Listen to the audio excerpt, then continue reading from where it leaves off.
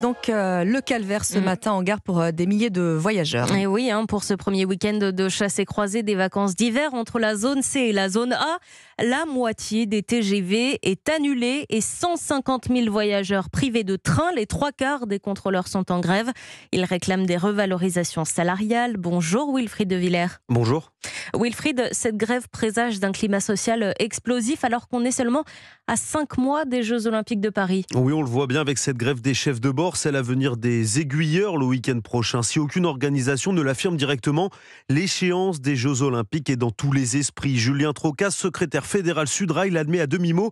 Les JO, pas un objectif direct, mais un élément dans le rapport de force. Les JO, ce n'est pas notre priorité. Nous, ce qu'on se dit, c'est maintenant, en fait. Le sujet des salaires, le sujet de la reconnaissance, c'est maintenant. Vous savez, nous, on avait demandé une nouvelle négociation, une revoyure salariale dès le mois de janvier. On souhaite, par exemple, que cette revoyure salariale-là se passe au premier semestre. S'ils décident de la faire au second semestre, il ne faudra pas venir se plaindre que ça peut être chaotique pendant les vacances.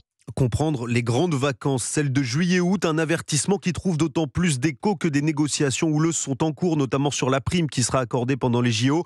Un bras de fer qui ne fait que commencer, analyse l'historien des mouvements sociaux Stéphane Siro. Cette agitation autour de cette conjoncture, elle est faite comme une sorte d'avertissement. On prévient pour ne pas avoir à s'en servir en quelque sorte et pour quand même essayer de faire fructifier un contexte, un rapport de force plus favorable que d'habitude. Le chercheur ne croit pas à un véritable blocage pendant les Jeux. Tout est dans la façon de manier le rapport de force en amont, un jeu qui peut être risqué.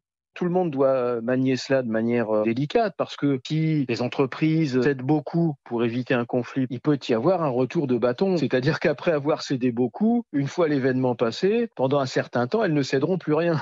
Pour que ces revendications pèsent dans la balance, la CGT-RATP a d'ores et déjà déposé un préavis de grève qui court jusqu'en septembre prochain. Merci Wilfried de Villers.